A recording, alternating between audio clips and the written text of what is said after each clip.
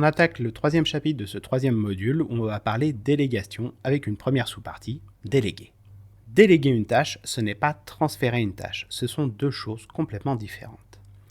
Déléguer, c'est confier à quelqu'un une tâche qui est de notre responsabilité. Ça veut dire qu'elle reste de notre responsabilité. Que la personne le fasse ou le fasse pas, c'est notre responsabilité qui est en jeu. Alors que dans un transfert de tâche, on donne la tâche à la personne et finalement, ce n'est plus notre problème. C'est pour ça que ce sont deux choses très différentes. Dans une autre formation, j'avais déjà parlé de l'aspect délégation, je vais revenir dessus un petit peu plus en détail.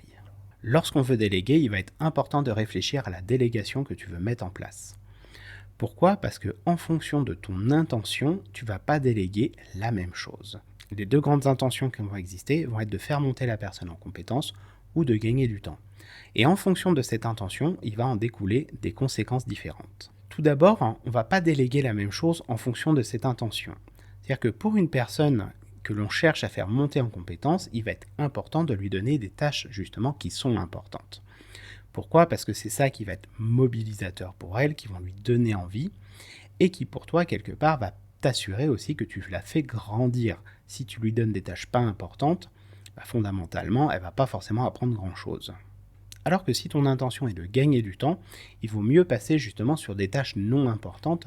L'idée, c'est pour toi de te débarrasser quelque part de ces tâches-là et de gagner du temps pour te consacrer aux tâches importantes. Ensuite, le acquis va être important. On ne va pas confier les mêmes tâches aux mêmes personnes. Lorsque tu vas vouloir faire monter quelqu'un en compétence, il va être important de réfléchir justement au calibrage de la confiance que tu as vis-à-vis de telle ou telle personne. Parce que je te rappelle, tu es en train de te confier des tâches qui vont être importantes, tu ne vas pas les donner à n'importe qui. Il va falloir justement calibrer ce niveau de confiance. Et ensuite, il va falloir aussi s'assurer que la personne elle est bien disponible en termes de charge pour pouvoir la récupérer. Si dans ses déclarations de charge, il te dit qu'elle est en triangle et donc elle ne peut finalement pas absorber quelque chose de plus, lui déléguer une tâche va la mettre en difficulté. Sauf si tu viens arbitrer et lui enlever d'autres travaux pour qu'elle puisse se consacrer à cette tâche-là. A l'inverse, si tu veux gagner du temps, tu sais que d'office, tu prends une personne pour qui tu as déjà un niveau de confiance qui est OK, tu n'as pas besoin de réfléchir là-dessus. Et idéalement, tu t'assures également que cette personne est disponible et en plus, que ce soit quelqu'un qui peut le faire plus vite ou mieux que toi. Comment tu vas pouvoir déléguer ? Il faut t'assurer en amont que tu as bien une marche à suivre que tu vas pouvoir lui confier.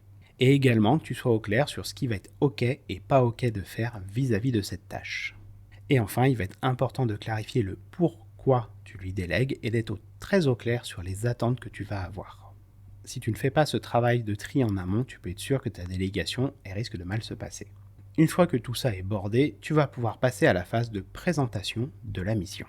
C'est-à-dire que lorsque tu vas vouloir déléguer comme ça une tâche, la personne, il va falloir lui présenter cette mission au travers de différents éléments.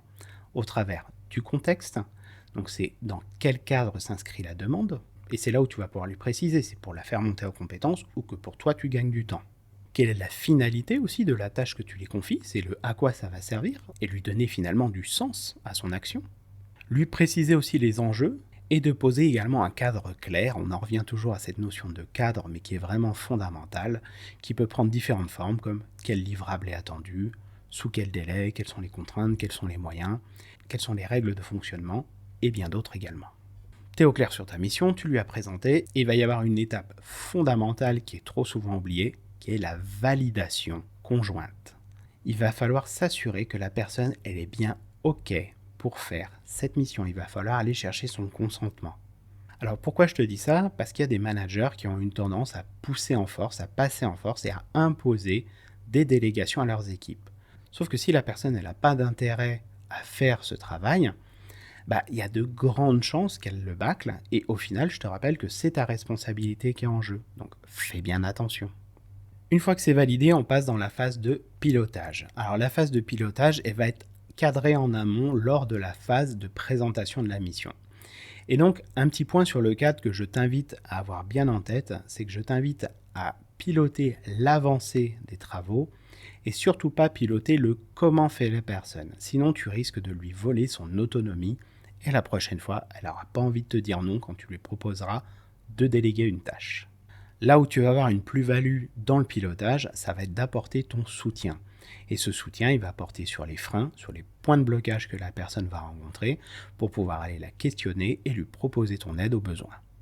Et dans cette phase de pilotage, je t'invite à garder aussi en tête le droit à l'erreur. C'est quelque chose de fondamental parce qu'une personne, si elle n'a pas le droit à l'erreur lorsqu'on lui fait de la délégation, elle ne va pas vouloir prendre ce risque-là, sinon elle s'expose trop et ce sera naturel qu'elle refuse.